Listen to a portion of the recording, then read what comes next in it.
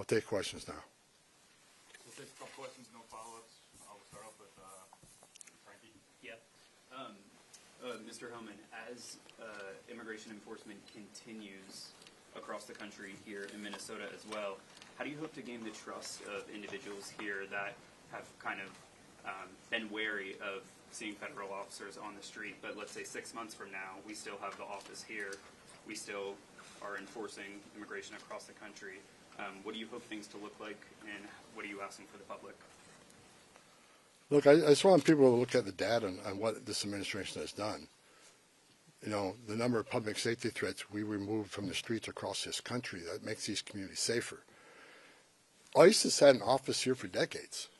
Before it was called INS, Immigration Naturalization Service. This footprint will remain here, and they'll continue to do immigration enforcement here. But as President Trump has said from day one, we're going to prioritize the public safety threats. Again, but prioritization doesn't mean forget about everybody else. That means if you have a criminal alien here and non-criminal here, the criminal always comes first because he's the biggest threat to the communities. We're going to continue to force immigration law. But we won't get back to the footprint here, the normal footprint here. But there will be some security teams staying here, the QRFs, until we're assured that those agitators, incidents, either stay low or further decline. I'm not going to remove everybody out of the safety order for officers, but like I said, and Operation Metro Surge is ending. And in the next week, we're going to deploy the officers here on detail back to their home stations or other areas of the country that are needed. But we're going to continue to enforce immigration law. That's what the American people voted for. But it has to be a priority of criminals. And look, I hear all the hate about, you know, you should arrest everybody. Well, we are. But we're prioritizing those who are the biggest threat to our community. The rapists, the murderers, the child molesters. That's the right thing to do. But I'll say it again. President Trump made a promise of mass deportation, and that's what this country's going to get. But it's smart law enforcement to do target enforcement operations. Now, I've heard people attacking me using the word targeted. I sat for the last 2 months when I watched this operation, daily press briefs are talking about targeted Title 8 operations. Nothing changed, other than we're going to make sure they're targeted and make sure we know who we're going for, what their immigration record, what's their criminal history. That comes first. But enforcement of Title 8 is not going to end. If you're in this country legally, you're not off the table. And I think we're proving that if you look at the data. Mr. Homan, just had a question about the final number of arrests you had and how many of those people arrested were those targeted security threats you were after? I don't have that exact breakdown. I know we made over 4,000 arrests here. That is something the local field office can supply. I don't have the exact breakdown. But I can tell you, since I've been on the ground, they've been target enforcement arrests. I believe there were target enforcement arrests before I got here.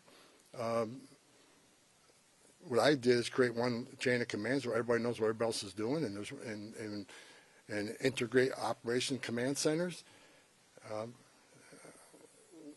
There were some issues here, and we addressed those issues. But I'm not going to sit here and say anybody did anything wrong, and that they were unprofessional. I'm going to say there's some issues here. We fixed those issues. We've had great success with this operation, and we're leaving Minnesota safer. The surge is leaving Minnesota safer, Minneapolis safer, because of the cooperation we got with the counties and the state and local law enforcement responding to our needs. I'll say it again.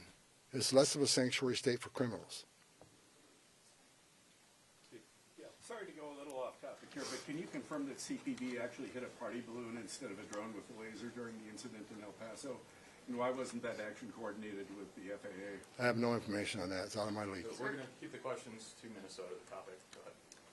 Mr. Homan, can you specify how many county sheriffs, local jails have agreed to work with you and honor ICE detainers? I have not met one county jail that says no to us. They want to work with us. Okay, we have time for one more. Go ahead. Yes, hi, Mr. Homan. You talked about this unprecedented level of cooperation between local officials and yourself.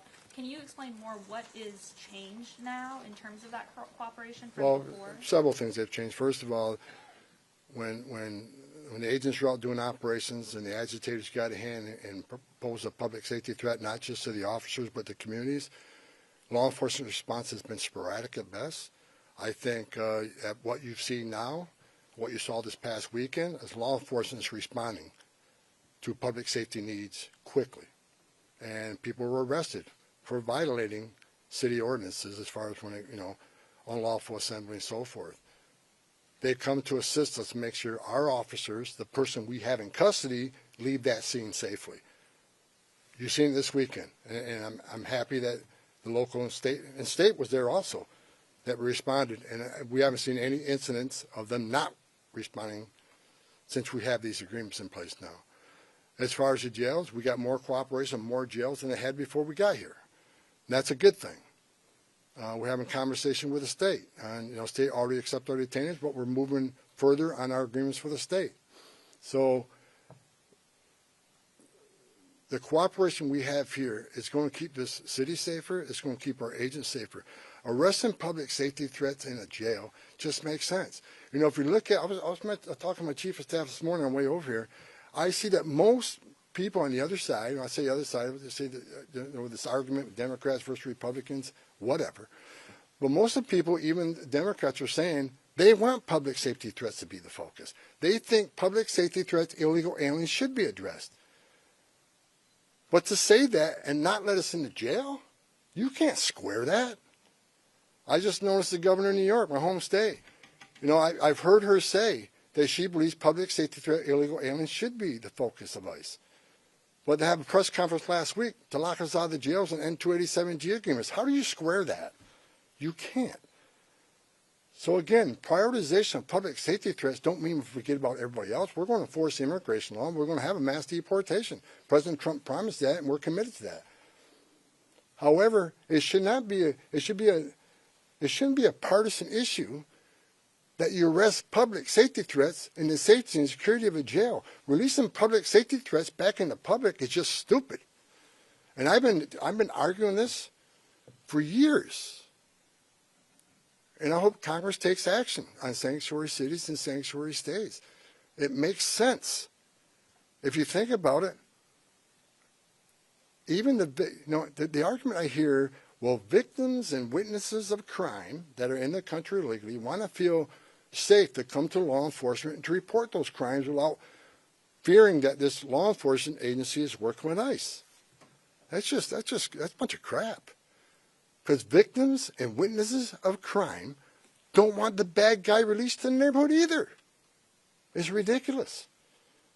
We want access to the person that you chose, the local jurisdiction chose, to lock in a jail cell. And we have that cooperation here now.